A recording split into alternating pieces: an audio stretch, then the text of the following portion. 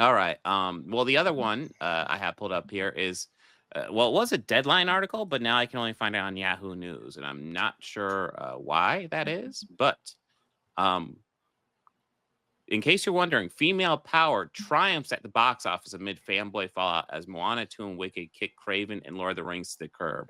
Yeah. Which is, hey, I mean, that kind of, I think I like the way they're phrasing this because, I mean, obviously this is something that will annoy chuds, and maybe that's why Deadline doesn't have it up. Maybe they didn't like the negative comments they were getting on this, I'm sure. And I think to go ahead and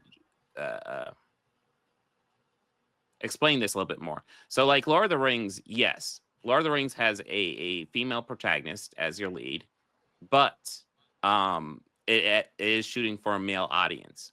So essentially, the movies that were shooting for a female audience, well, they showed up, and the movies that are shooting for a male audience flopped. So, right. Hey, women are actually going to the box office. I thought they didn't do that. Isn't that weird? That is weird. Yeah. But Craven was extremely disappointing. This was like a super hyper, like macho movie, about this dude bro hero that goes out and fights against the raging corporations and stuff like that. So have you seen it? No, I haven't seen. I've seen. Well, I would say I haven't seen it. I've probably seen 50% of the movie in clips online, but I have not seen the full film. But have you seen it yet? Don't. It is so bad. Well, the issue with Craven also is it's not available. It's nowhere near me. The closest theater that's showing it is like almost an hour away from me, and it was like that on opening weekend. Yeah. Mm-hmm. The theater that I go to, we have a couple local chains here, focused on the movies like Wicked and Moana 2. They were taking up pretty much all of the cinemas, and there was just no room for Craven, I guess. They wanted to maximize stuff that they felt was going to be much better. So Craven got shuffled out of a lot of theaters. And I think that goes to show that maybe, possibly, straight white male protagonists aren't pulling people into the box office anymore. And maybe they we're going to put these women movies in the theaters instead. I mean, we could definitely argue that because so I went on Amazon Prime when I got home from work. Spoiler alert for future project, I'm putting Gara essay on It's a Wonderful Life. But you know what shocked me? The second I turned on Amazon Prime, Red One is available on there already. Yes. Did that come I saw out that. Like last month? Have you seen it? No, I haven't, but I know. Okay, if you want to fall asleep easily, put that on, and you definitely will. It's very much a generic film, and I can see why it's was so quick to come back to streaming. Oh yeah. Well, I mean, the advertisements for it screamed corporate slop. I don't know what else to describe it as. I do believe that they intended originally for it to be a streaming film, and then they tried to push it out to theaters to see what would happen. And I guess the results weren't to their liking, so they quickly put it back onto streaming. It's upsetting because there's a lot of talented people involved in that movie, but it just goes to show that that's not enough anymore. You can't just throw a bunch of names in a movie. There's talented people involved with Craven as well, and Craven is one of the dullest. I mean, I like Aaron Taylor Johnson. I like him. I think he's a good actor. He's I actually think he does better when he's against type because he's like a big muscular guy. But honestly, like one of my favorite performances from him is Kick-Ass, where he's not really playing that. He just is playing the awkward nerd. Right. I actually think with Craven, I was excited for this movie. Like, honestly, when the third trailer dropped, I remember talking about it on my stream, and I said, look, the trailer looks good to me. I think this movie might have turned itself around. They reshot the third act, so the third act was completely redone. And I was like, you know what? I'll give it a shot. Look, you've already seen it, so I'm not gonna. I'm gonna go with your gut there. But I was like, I'll give it a shot, right? That third act. And I honestly wanted this movie to succeed only because out of all of the Venomverse movies, this one to me felt like it's the one that had the most potential because it just seemed like it could set up its own little like trilogy of films. Based on the character and the way they were redoing the character.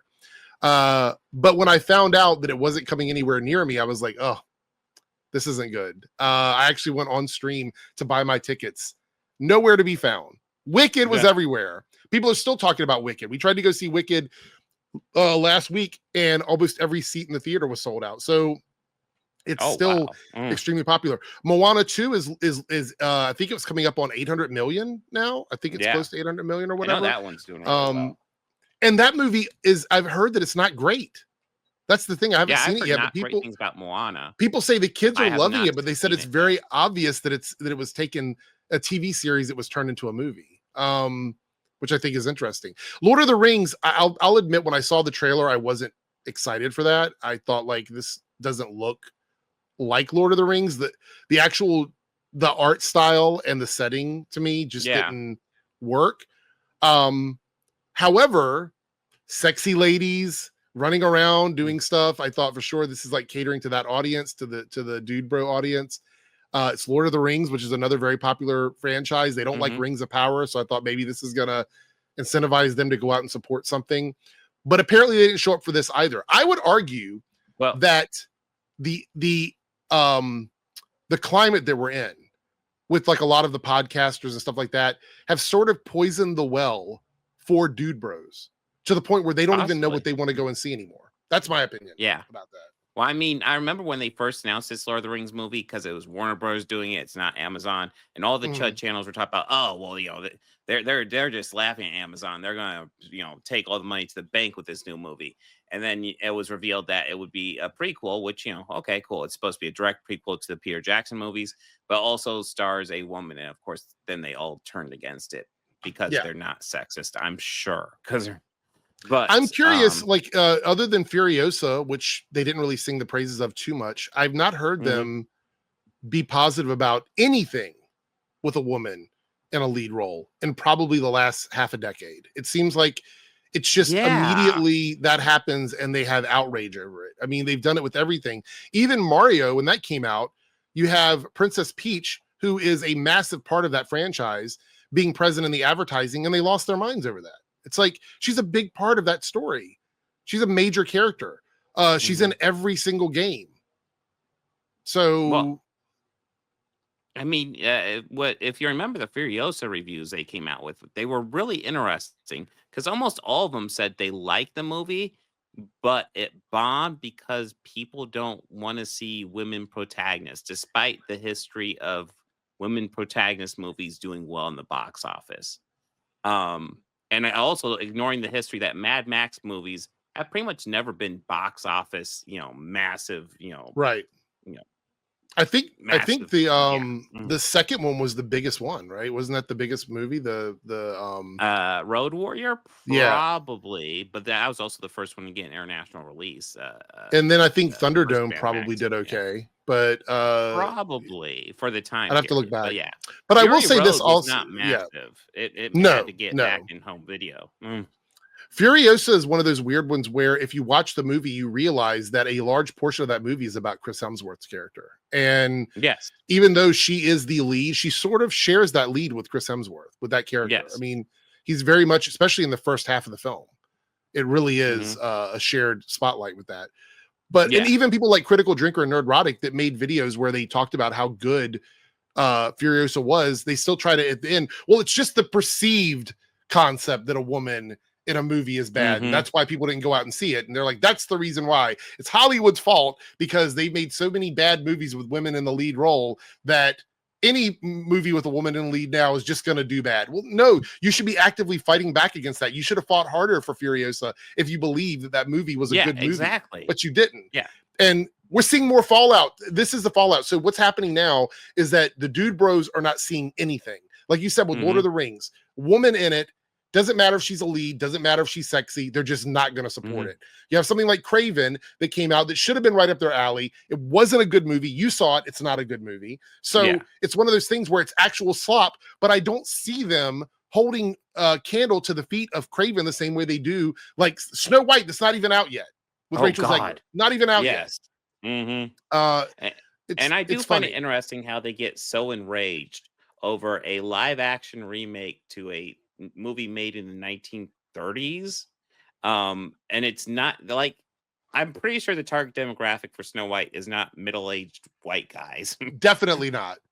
I would even say that this new version of it, the one they're doing now, this one is even more catering to like a family audience, like husband, wife, small kids, than anything else, because that IP has been stagnant. This is the reason why we're getting the movie. It's already been like kind of revealed that Snow White was one of the least popular princesses in Disney World, and the merchandise wasn't really moving. So I mean, I will tell you, if you've ever seen that movie recently, it has not aged terribly well. I imagine lots of kids watch that old movie and go, I'd rather watch Lilo and Stitch."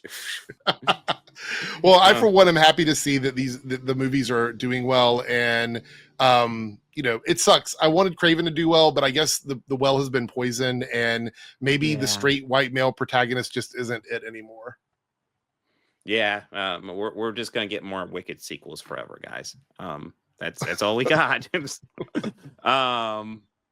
But yeah, Craven was just profoundly disappointing. And I knew it would be bad, but I always have that. I always have that little spark of hope anytime I go into a movie. Maybe this will be a time where the critics are all saying it's bad, but I'll walk in and be like, you know what, that was good. They're missing the point.